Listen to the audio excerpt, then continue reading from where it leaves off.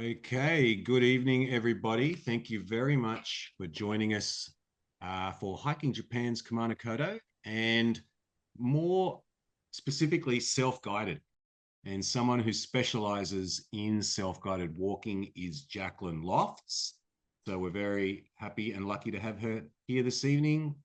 Thank you, Jacqueline. Thanks, Brad. I am very happy to be here.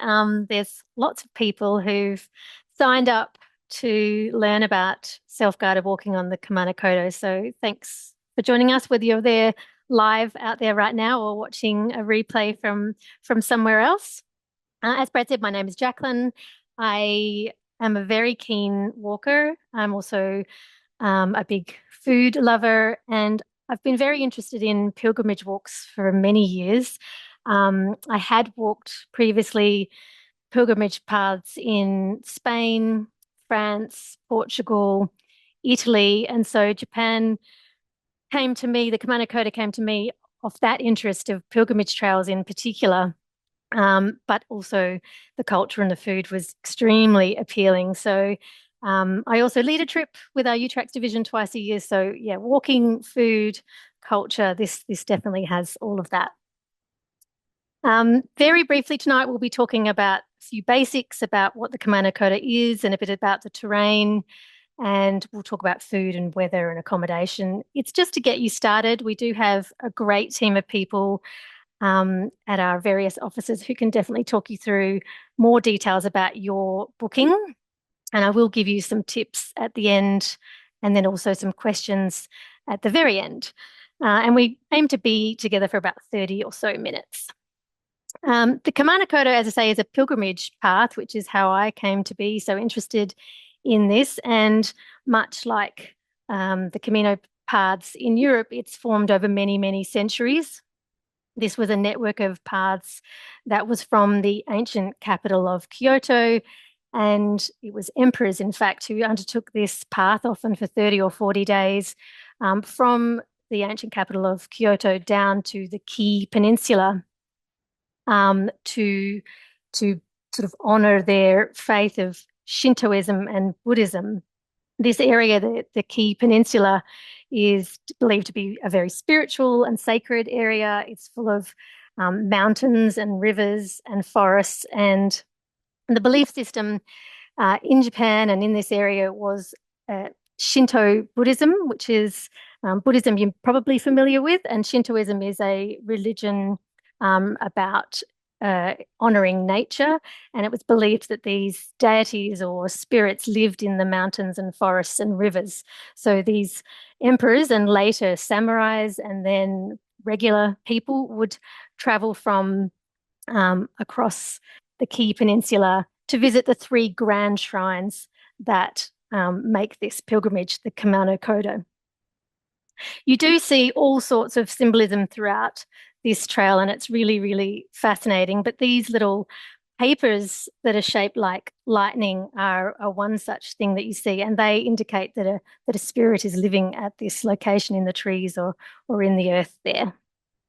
This path became a UNESCO listed path in 2004. And yes, it was that interest for me, the fact that it was one of the two only pilgrimage paths that are recognized by UNESCO that got me interested. So where we are, this is Honshu, the main island in Japan, and most people will be flying into Osaka, though of course you could fly into Tokyo. It's only 2.5 hours on the high-speed train to go from Tokyo to Osaka. And as you can see, Tokyo and Osaka are very close together, only about half an hour by train.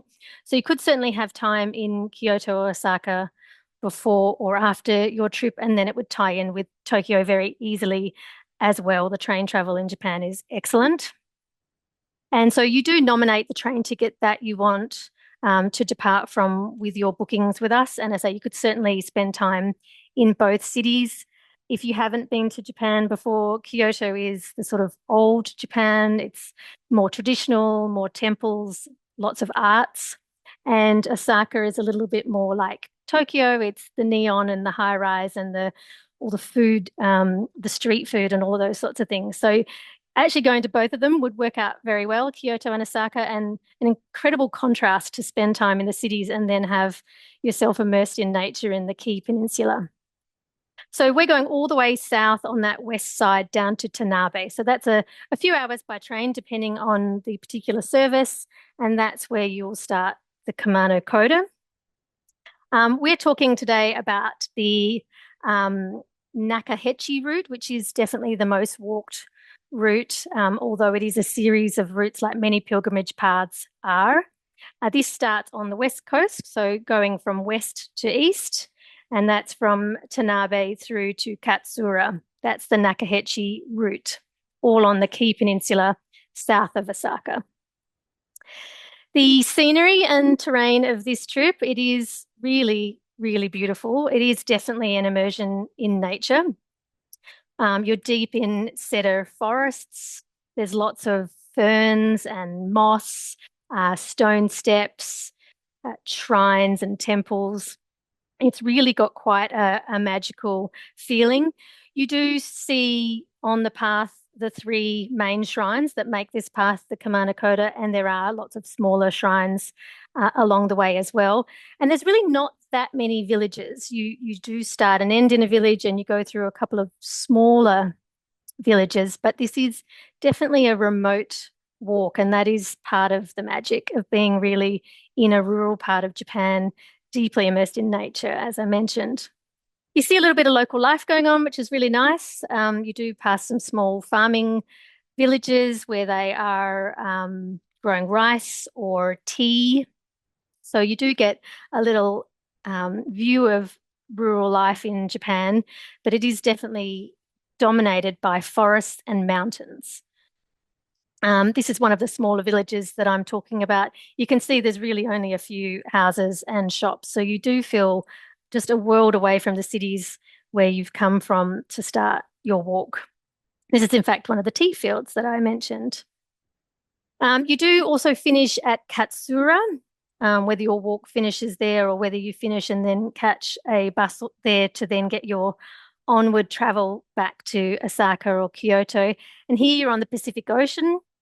It's a fishing village, a very colourful one. This is a cute little boat that you can get out to your accommodation.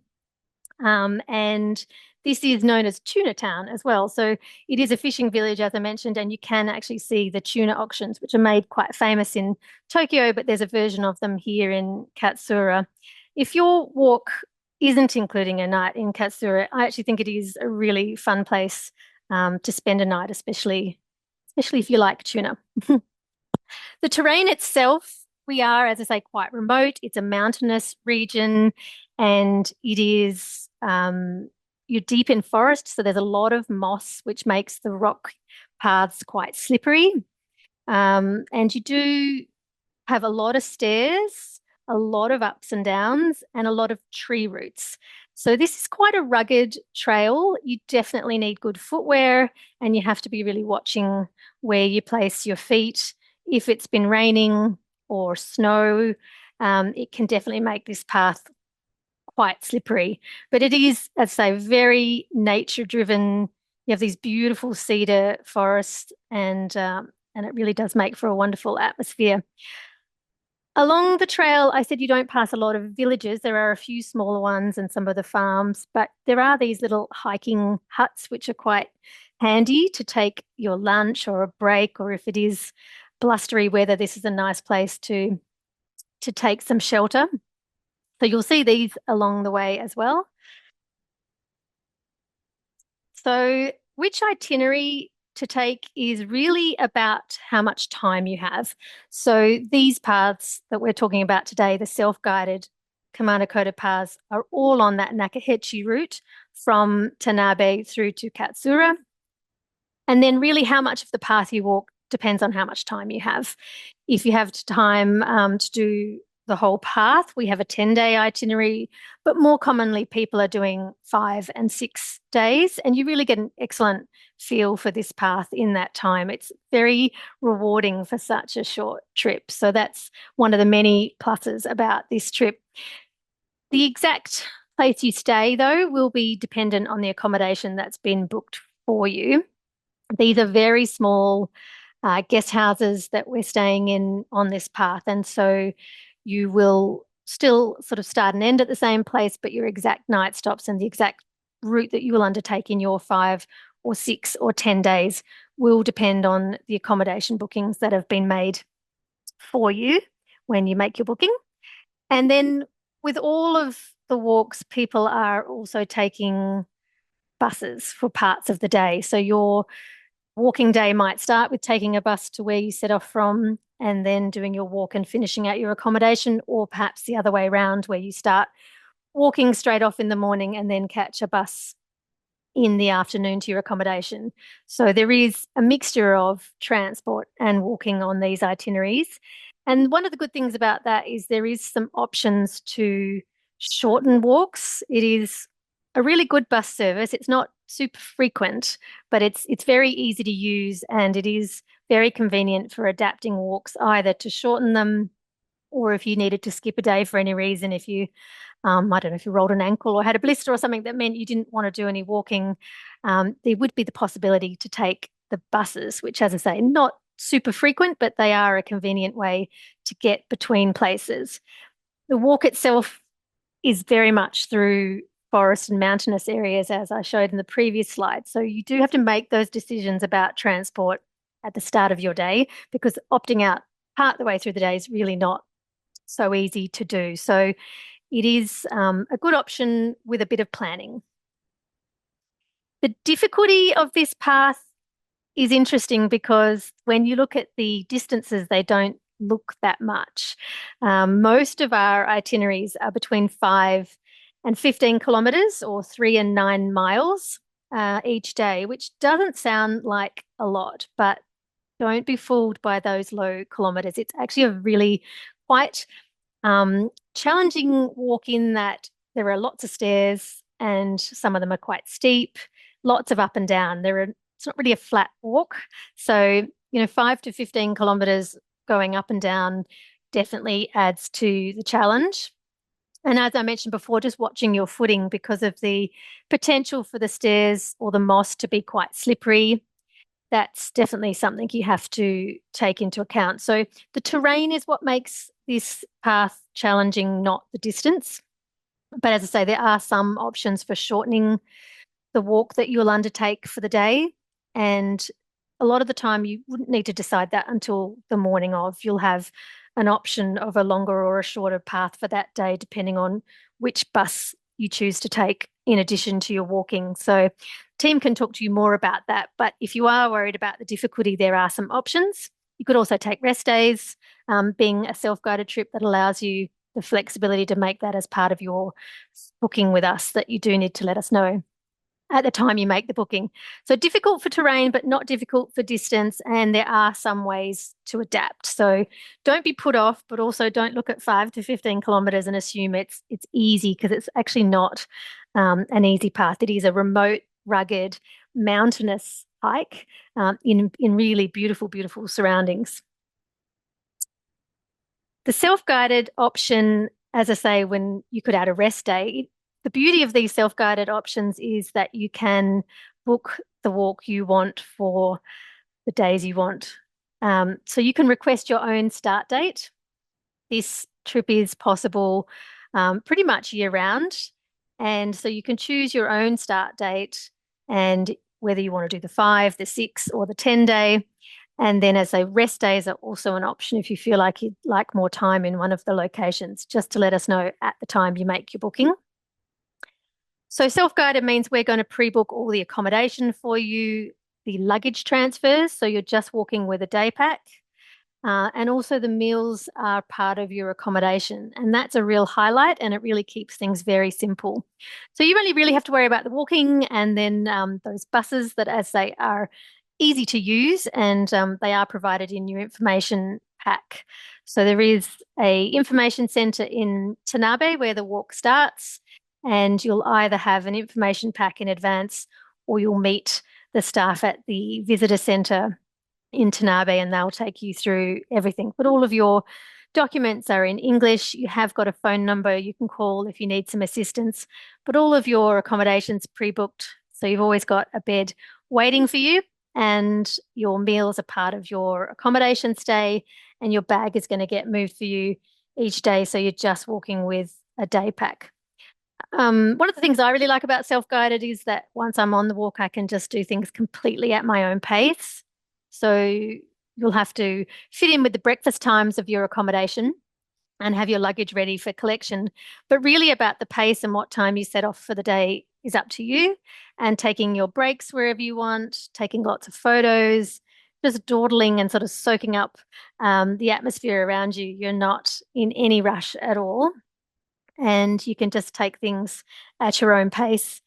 The I think there's a sense of achievement, a sense of accomplishment with self-guiding, because you're doing this, on your own with all the support, but doing it on your own is definitely something to be proud of.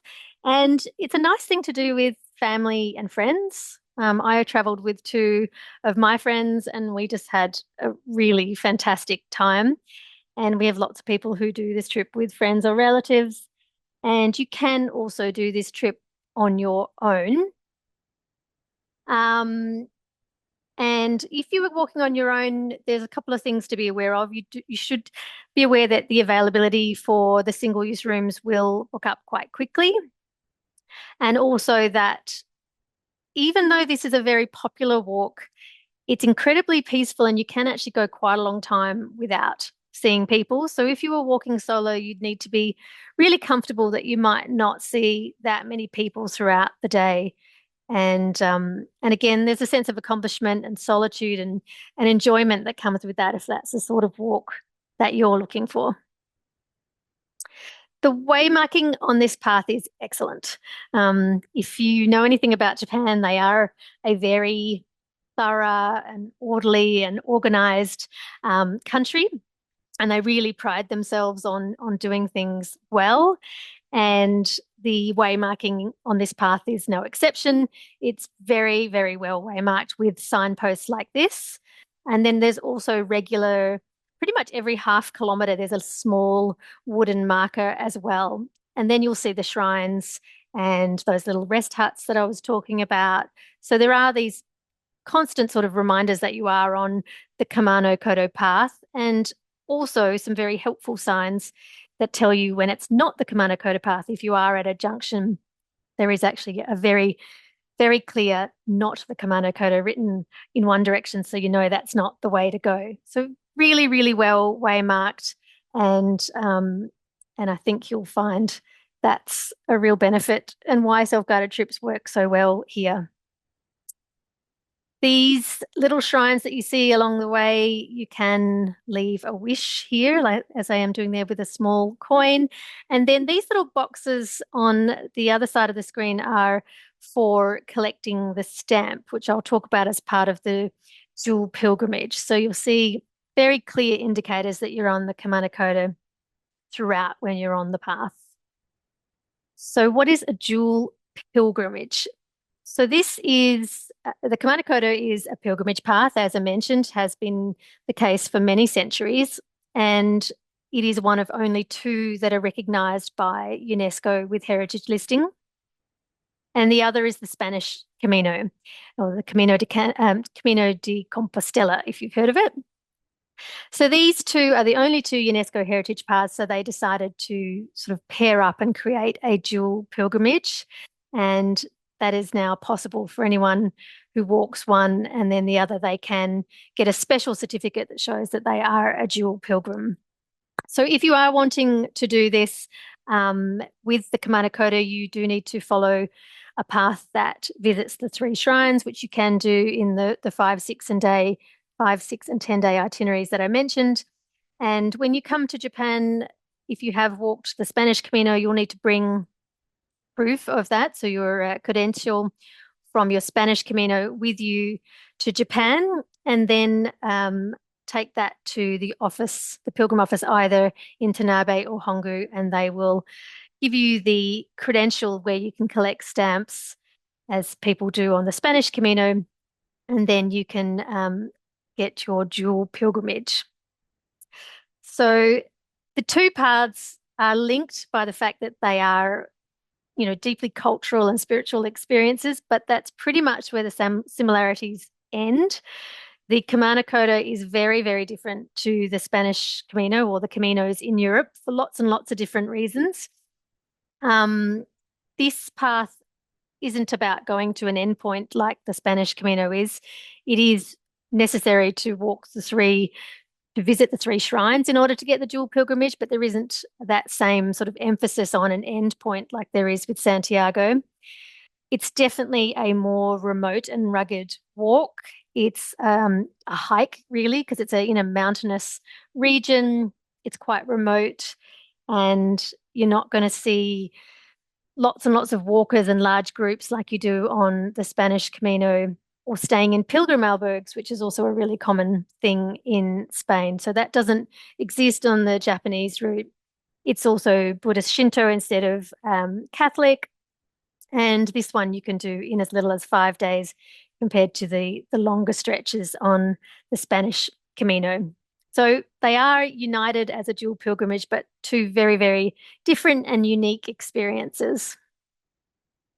These are the stamps in those little boxes that you can collect along the way. You don't need to be aiming for your dual pilgrimage to collect the stamps. It's actually a really nice memento to have of your time on the Kumano Kodo. And for that, you might want to take a little notebook with you so that you can put the stamps into a notebook, or you can collect the credential, the Kumano Kodo passport at the visitor centre at the very start of your walk. But you do see a few references to the European Caminos when you're on this path, which if you've done them before, is quite an interesting connection. The weather for this trip is really quite important because they experience sort of a full range of seasons. And as you may expect, the most popular times are the shoulder seasons. So the most popular months are April, May, and then September, October, November. And for those times, you should be booking really nice and early. The summer months, which are June, July, and August for Japan, are hot. It can be as much as 30 degrees here in the Key Peninsula. And that's, what is that?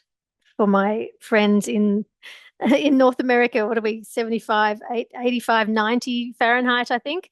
So quite warm. But the other thing with the summer is that it's quite humid and they still actually get a lot of rain. June is, in fact, one of the rainiest months on the Kumano Kodo. So hot and rainy and humid is very common in those summer months for June, July, and August.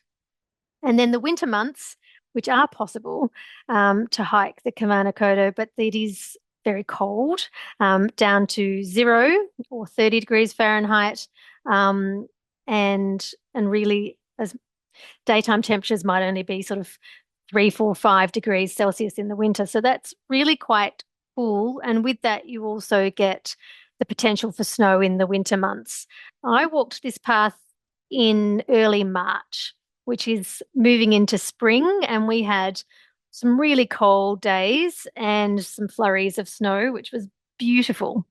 And if you've got the right gear, hot weather or cold weather can certainly be manageable, but be mindful that those summer months are the humidity and the heat going up and down stairs is pretty demanding. And you can see why people like the spring months of March, April, and then also September, October, November. You can get rain at any time of the year, but interestingly, that it's that middle of the year that sees the largest amount of rain. You probably know that Japan's famous for their other seasons, spring and autumn, for the colors that you see in the foliage. So autumn, the peak autumn period is mid-November, and that's when many of the trees have the red and orange and yellow leaves. And then the sakura or the cherry blossom season is March, April, and the peak is usually the beginning of April. It's all very dependent on the temperatures and the rainfall. So you won't know until you get there, but they are very popular times to be there. And again, a time to book well in advance. So most popular April, May, September, October, November, keeping in mind the summer months can be really quite warm, definitely possible, but warm and a little bit humid. You will always need waterproof gear, good boots, but I'll touch on that in a moment. We do operate this trip as a winter itinerary. So the winter itinerary is from 20 December through till the end of February. You do have the potential for snow in the winter months, which means you do need to be really careful with your footing, but it will create a truly magical setting for your walk. And as I say, with warm gear, it's definitely very enjoyable. The walk is adapted in the winter itinerary because there are shorter daylight hours, so just a little bit less walking on the winter itinerary. But in that case, it is possible to do this trip throughout the year. Food is a good one. This is a real highlight for a lot of people going to Japan, and it is a big feature of your time on the Kumano Kodo. Your meals, the breakfast and dinner are taken at your accommodation. So it is a lot of home cooking and home kitchens, and the food is extremely high quality, beautifully presented. They take great pride in the service of their food. And in the dinners, you will truly get these multi-course feasts, numbers of dishes. So you'll have fish and meat and a hot pot soup and pickles and salads, different things like that. So it's quite an experience, and it's not all going to be the familiar Japanese food that we would have at home. This is a more rural environment, of course, but that's part of the adventure. It's really highlight for me is definitely the food that you're enjoying along the way. The accommodations will also provide you with a lunch pack. So that's to take with you for the day because there really aren't a lot of villages or shops or things once you're out on the trail. So a really tasty, filling, and again, beautifully presented lunch. Rice is definitely a very common thing. You'll be eating rice usually a couple of times a day. With the breakfasts, they do a Japanese breakfast, which is often rice and fish also, but it's also possible to get things like toast and omelets. So it's a mixture at breakfast and then a Japanese lunch and a Japanese dinner. And it's all really quite delicious. The accommodations usually can sell some beer, wine, and sake to have with your meal. And the other thing you'll see throughout your time in Japan, but definitely something we were always looking out for was the little vending machines, which are sometimes at the rest huts, but certainly in the villages or nearby to the accommodations, there are vending machines, often selling hot and cold coffee, water, juices, and sometimes beer as well. So vending machines are very handy. And in the few villages that you do pass through, the 7-Elevens are the best 7-Eleven you're going to find anywhere in the world. The snacks and the range of foods available at the 7-Elevens in Japan are really, really fun. The accommodation on this trip is Japanese style inns. It is a really unique experience. I think it's a really wonderful thing to embrace when you're visiting in Japan. You can have a Western style hotel when you're in the cities or somewhere else, but I think having the Japanese experience of staying on the tatami rooms with the futon beds and the sliding doors, it's really beautiful and definitely something that I really enjoyed very much. It looks quite sort of sparse and simple, but it is extremely relaxing and very authentically Japanese. I was traveling with two other people, so we were literally three beds like this side by side, and it was cozy, and but we absolutely loved it. And the mattresses and the bedding were extremely warm and comfortable. You can get single rooms. All accommodation is extremely limited because these guest houses or Japanese inns might only have a few rooms each. So that is harder for large groups of people. And you may well have to be split into multiple accommodations if you are part of a larger group. You really don't see a lot of larger groups on this path for that exact reason. And no matter how popular this path is getting, it is limited by the accommodation that's on the path. So it has always retained this very peaceful, spaced to the trail because you can't have more walkers than there is accommodation to house everyone. The accommodations are not usually en suite, so it is a shared bathroom with a Western style toilet. So that's one thing that I guess is maybe different than staying in a hotel, that you won't necessarily have an ensuite bathroom for your stays at the Japanese inns, but they're absolutely beautiful, very atmospheric. Some of them, like this, are just decorated so, so beautifully and very authentic on the outside too. Some of them are in truly spectacular locations with views out onto the valleys and the rivers around you. The onsens are another highlight for many people traveling to Japan. And regardless of the accommodation you end up booked in, you will have an opportunity to have an onsen bath during your time on the Kumano Kodo. Some of the accommodations have on-site onsen, and some you will be able to go to an onsen that's in the village. And some onsen are outdoors and some onsen are part of the accommodations. They can be as simple as like a bathtub fed by the mineral waters of the town, and then others are more elaborate with views and things like that. So they come in all different shapes and sizes, but they are all fed with these mineral waters that are really rich part of Japan because of the volcanic activity in this country. And it is a really soothing way to end your walking day. So the onsen is a really great experience. They're all a bit different. Some of them are private, where you can just get a time slot, the ones at your accommodation, and take the onsen on your own.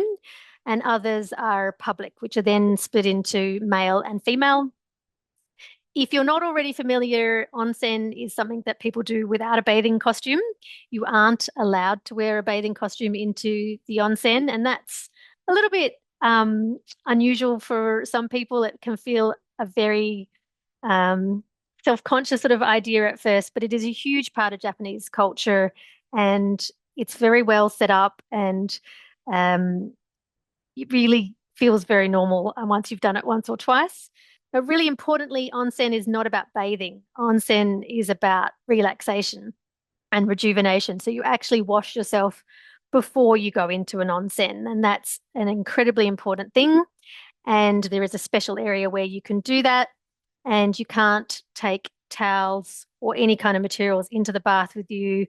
You need to wear your hair up. So the water remains completely untouched by anything but your freshly washed skin.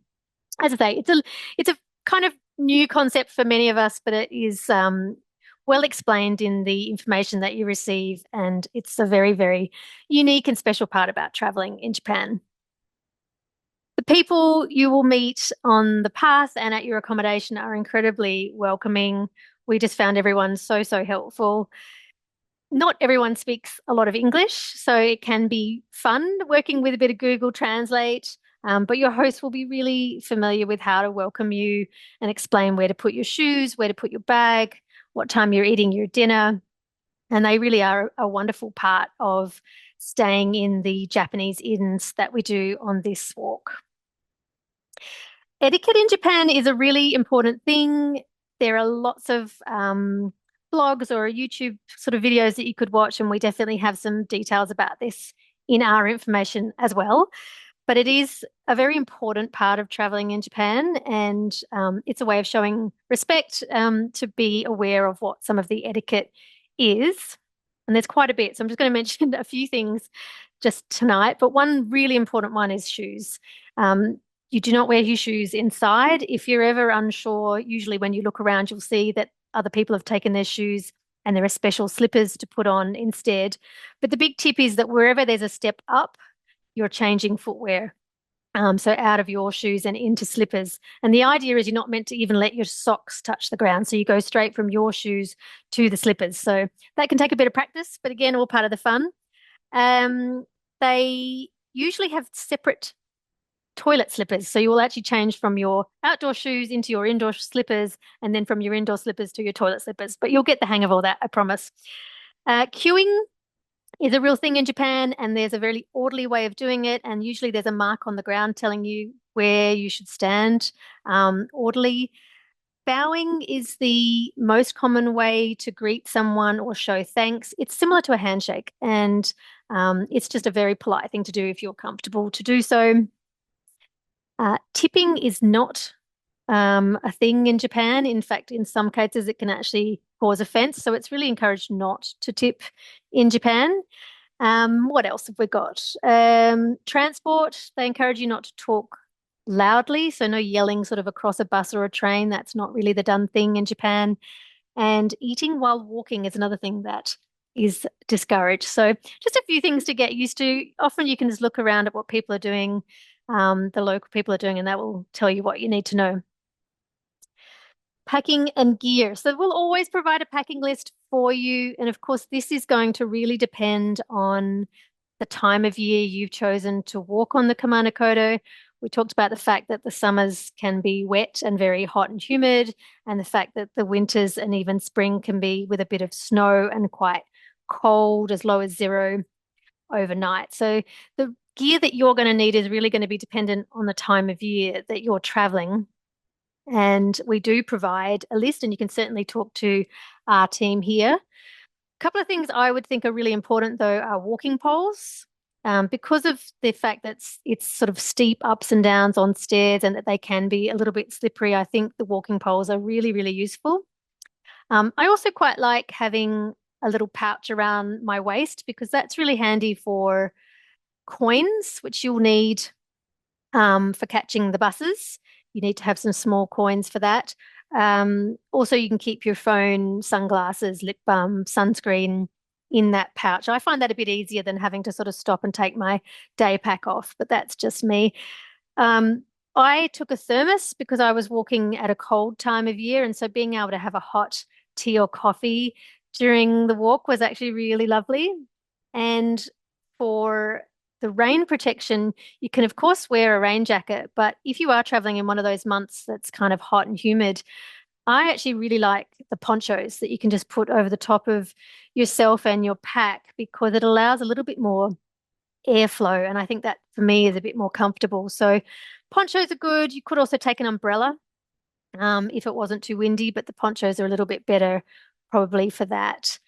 Insect repellent for warmer months. And the proper footwear is always essential for a walking holiday. But with this trip, you do definitely need a nice grippy trail shoe, or better still, a boot. That would be my recommendation, but you can talk to the team about that some more. What you don't need to take, and this is up to you, but because the accommodations provide towels and toiletries and even the little yukata robe that you put on after you're bathing, you don't necessarily need to take pajamas or toiletries. So if you want to keep your packing lighter, there are a couple of things you could perhaps leave out. A few more tips from me before we finish up and go to some questions is to carry cash. Absolutely carry cash. You will need some small cash for the buses. And really on this trip, starting in Tanabe and finishing in Katsura, you're probably not going to see an ATM on those days on the hike. So really getting your cash either before you come down to the Key Peninsula or in Tanabe is really, really worth doing. And then start breaking it down with your purchasing of snacks so that you can have some small change on you. Get familiar with the etiquette. I say it kind of sounds a bit complicated, but it's not. And it's just a nice way to show respect and be culturally aware in the country that you're traveling in. So the etiquette is quite an important thing in Japan. For footwear, which was part of the necessary etiquette where you're taking your footwear off to enter into a house or sometimes a cafe or a shop, I found having a pair of shoes that are easy to take on and off. So if you've got a shoe that can zip up, that's even better. And then some nice socks. So not your old, holey, dirty socks, because that wouldn't be appreciated. So some nice socks and easy to take on and off footwear is quite good. You probably will catch a train while you're in Japan. Trains in Japan are on time. So really important to get to your platform on time and ready for your train for its departure time, because it will depart on time. The train stations in Tokyo in particular are enormous. They're really, really big. So allow heaps of time to get to the right part of the station, because it can truly be, 15, 20 minutes to get around some of the bigger stations in places like Tokyo. In the evenings on the Kumano Kodo, you're not really staying in towns. There aren't sort of bars or places to go to. So it is a quiet and peaceful type of experience, which means that in the evenings, dinner is relatively early, and then after that, it's just time to relax, look at your photos, send a few emails home, but maybe take a book, because the evenings are quite a quiet time on the Kumano Kodo. And if you are concerned about language and communication, just keep in mind Google Translate on your phone is really handy. I used it a lot for, there's a photo part of the Google app which allows you to take a photo of text on the back of ingredients, for example, so that I could have a look what I was buying, the flavor of a drink, and so on. If you don't want to rely on the Wi-Fi at your accommodations and don't want to run up a big phone bill, consider getting a SIM or an eSIM when you first arrive in the country. And for your time in Tokyo in particular, but any of the big cities, um, restaurant bookings are recommended. So if you are spending some time outside of the Kumano Kodo, keep that in mind, because some of the well-known restaurants in particular do need to be booked in advance. On booking in advance, this is a really popular walk that has very limited accommodation. They are small guest houses. That's part of what we love about it, but it does mean that they fill up quite quickly. So it is recommended to book well in advance. We have a lot of travelers booking even 9 to 12 months in advance. You don't have to, but that is a possibility, and it is recommended. We have got the 2027 bookings open now. And if you are still traveling this year, just talk to the team. There are possibilities, but there are also certainly some dates that are already full for this year. What we would encourage when you make a booking with us is to be a little bit flexible with your date. So if you come to us wanting to travel in this coming September or November, and you ideally want to start on the 3rd of November, it'd be really great to know that you could also start on the 2nd or perhaps the 4th, just so we know whether it's possible for you to move your start date by one day forward or back. That really helps us in making the reservations for you, because the accommodations are quite small and quite limited. So that's what we would like. And the other thing, because this is a self-guided booking, and we are booking all the services for your chosen date, it does take a little while. We'd love to get back to you within a week, but it can sometimes take up to 2 weeks. So we know you'll be wanting to get all your holiday plans secured as quickly as possible, but just bear with us. It does take a little bit of time to secure the self-guided booking arrangements. And that's where booking as far ahead in advance is not a bad idea, because then you're not in too much of a panic to fill all the other days as part of your time in Japan. So that's what we'd appreciate, to help you have a happy booking experience with us. As the 2027 bookings are open, and there are still options for 2026, but please talk to us. And if you are wanting to travel this year, we would definitely encourage you to do that soon. Before we go to questions, I was thinking today about what did I like so much about this walk? And it made me think about the Camino walks, the pilgrimage walks I've done in Europe as well, where in theory, the end point is with the Spanish Camino. Going to Santiago is the highlight. And with Kumano Kodo, the pilgrimage was about always seeing these three grand shrines. And it wasn't the shrines or the endpoints that sort of really stood out to me. It was in both instances the path itself. So something about being on this long traveled path with all of its traditions and history, being immersed in nature, being on my feet and walking through the day, and having a very simple experience of walking, eating, and sleeping in a new place. So that's what it was for me. It would obviously be great to hear what it is for you. And Brad's now going to help us through any of you who are online now and want to go through some questions. So, Brad, did you have any Yeah, questions for me? that was really thorough. Thank you, Jack. There's some people passing on some questions, and just for Sure. those that don't know, in your tool or menu item, there should be a Q&A. And if you click on that, you can see questions and ask your own. Looks like James has asked a question and then said he can hope you can share the recording. Have to head off, which we will. Yes. Does the 5 or 6 day itineraries include arrival or departure days? Uh, yes, so that's the whole itinerary is 5 and 6 days, but the itineraries are all a bit different. I didn't actually keep the printout with me, That's right. but you Probably we'll can just check do on each shorter trip. and longer trips, and it is possible to travel down from Osaka to Tanabe, where the walk starts, and walk that same day.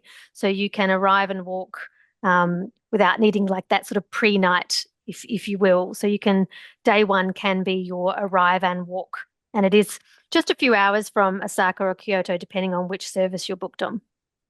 Yeah, so yeah, Carly's asked, can you get the train from Kyoto to start and Yeah. Osaka at the end, or do you have to get to Yes. from Kyoto and Osaka? So that's a yes. Yes, we did When, exactly that. We we yeah, we had okay, some time at the start in Osaka and then Kyoto at the end. They're actually only about 30 minutes by train apart.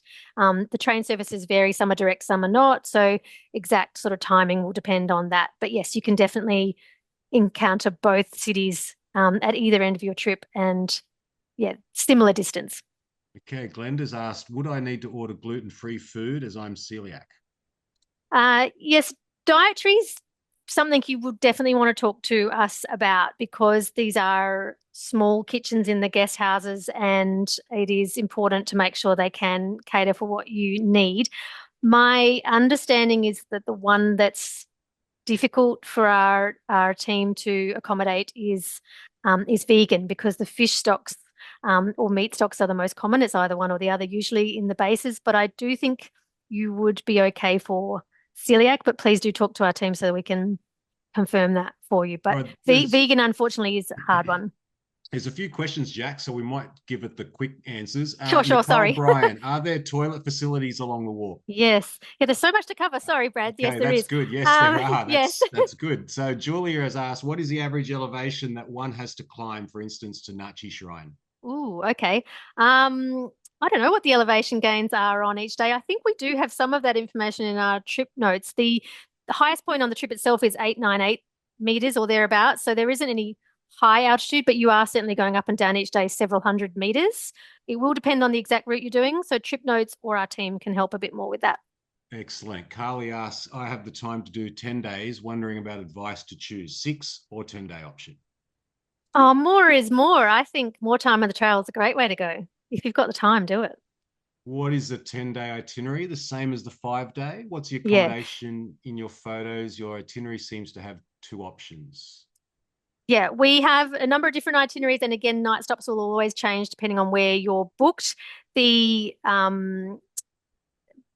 longer days are taking shorter distances by bus or potentially no distances by bus on the days. So yeah, the team can talk you through those. But All yes, less righty. bus, more walking on a longer trip. And Very one short. question I'm not sure is for us, should be really for a medical professional. Doctor recommended injections for Japanese encephalitis. Is this Yeah, recommended? definitely need to talk to a medical professional or travel vaccination specialist for that. They always want to Excellent. give you the best preparation, but check it out.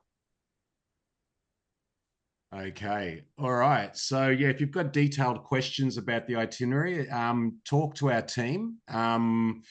This is a general overview tonight, rather than getting into the nitty gritty.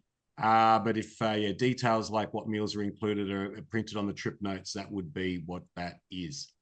So, Jacqueline, thank you very much That's okay. for your time. Thank you, everyone, for joining us. And yeah, the key is it's a busy trail. I think you have to book early, right? Yeah, it is. It is really worth doing and book it early so that you're all set. All right, beautiful. All right, if you missed something, we'll get the recording or get in touch with the team. Thanks, All Jack. right. Thanks, Brad. Bye. Good night.